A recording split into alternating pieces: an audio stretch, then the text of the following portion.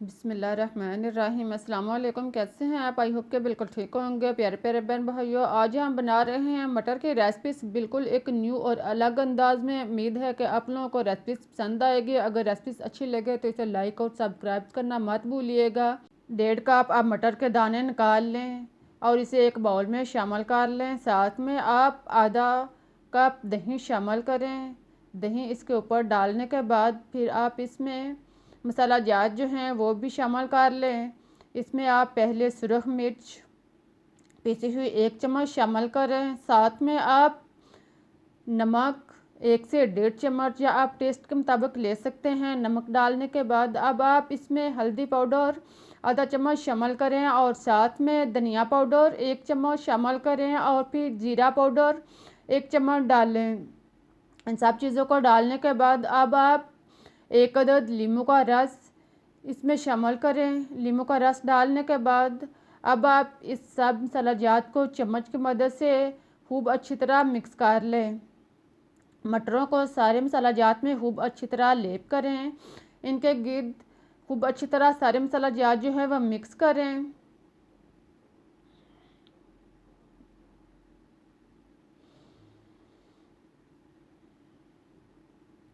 देखें, दही और मटर को खूब अच्छी तरह मिक्स करने के बाद आप इसको आधे घंटे के लिए छोड़ दें। इसे आप एक साइड पर रख दें और फिर आप चूल्हा ऑन करें।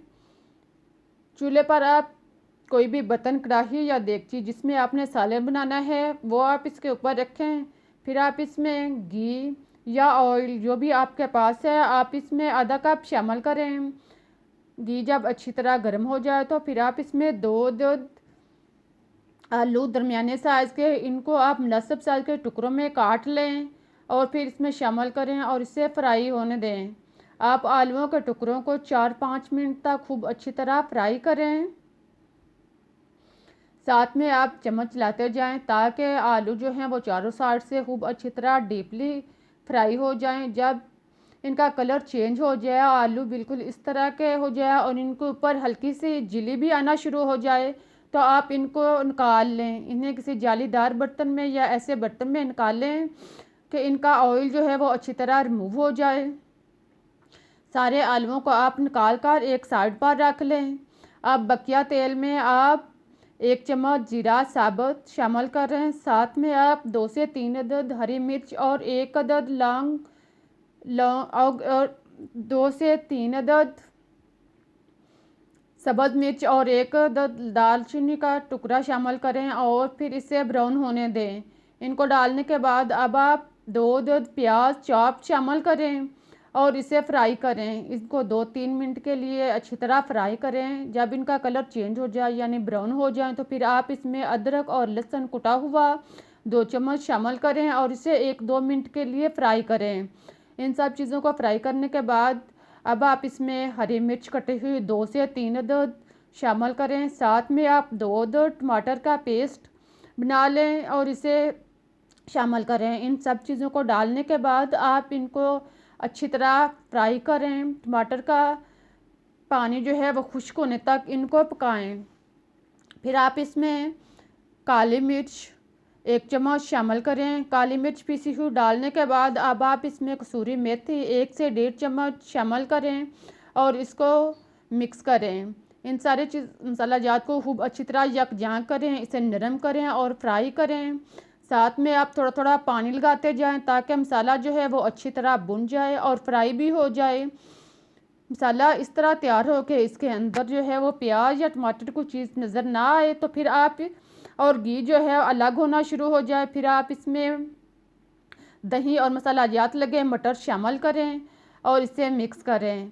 चम्मच लाएँ, इसको खूब अच्छी तरह मिक्स करें और इसे 3-4 मिनट के लिए फ्राई करें। इसे इतनी देर फ्राई करें। अब बकिया बर्तन में आप थोड़ा सा पानी डालें और इसे दोबारा मटरों में शामिल कर लें। इस तरह आप मटरों को 4-5 मिनट के लिए खूब अच्छी तरह फ्राई करें और इनको घी अलग होने तक इनको पकने दें। देखें, अब घी जो है वो अलग होना शुरू हो गया है। अब इनको आप नॉर्मल आंच पर खूब अच्छी तरह ब्राउन करें।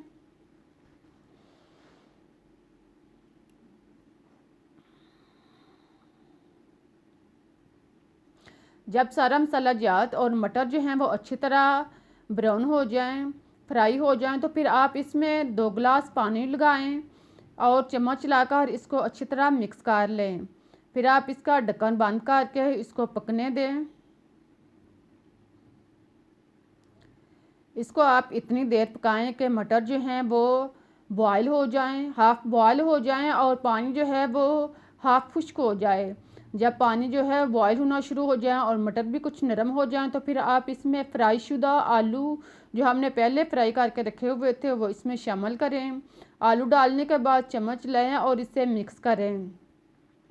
इनको खूब अच्छी तरह मिक्स करने के बाद अब आप दोबारा ढक्कन बंद कर दें और फिर इसको पकने दें। अब आप इसको इतनी देर पकाएं कि आलू और मटर जो हैं वो नरम हो जाएं, बिल्कुल गल जाएं। और पानी आप शोरबा जो है अपनी मर्ज़ी से मुनासिब जितना आप रखना चाहते हैं आप रख सकते हैं। आप चेक कर लें कि सब्ज़ियां यानी मटर जो हैं वो गल चुके हैं। आप नमक भी चेक कर सकते हैं, अगर नमक कम है तो आप अपने टेस्ट के मुताबिक कम या ज़्यादा और भी डाल सकते हैं। अब हमारी मज़ेदार रेसिपी जो है वो तैयार होने के करीब हो चुकी है। देखें हमारा मज़ेदार सालन तैयार हो चुका है। शोरबा अपनी मर्ज़ी के मुताबिक रखने के बाद आप इसमें पिसा हुआ गरम मसाला शामिल करें और साथ में हरा धनिया कटा हुआ डालें और फिर इसे मिक्स करें। इसके बाद आप 1 आधे मिनट के बाद चूल्हा बंद कर दें। अब हमारा मज़ेदार और टेस्टी मटर का सालन तैयार हो चुका है। देखें देखने में ही कितना अच्छा लग रहा है, यकीन करें खाने में इससे भी कहीं ज़्यादा ये टेस्टी है। आप एक दफ़ा इस मुनफरिद तरीके से मटर का सालन बनाएंगे तो इंशाल्लाह गोश्त का सालन भी खाना भूल जाएंगे। आप इसको रोटी के साथ, नान के साथ या चावलों के साथ ले सकते हैं।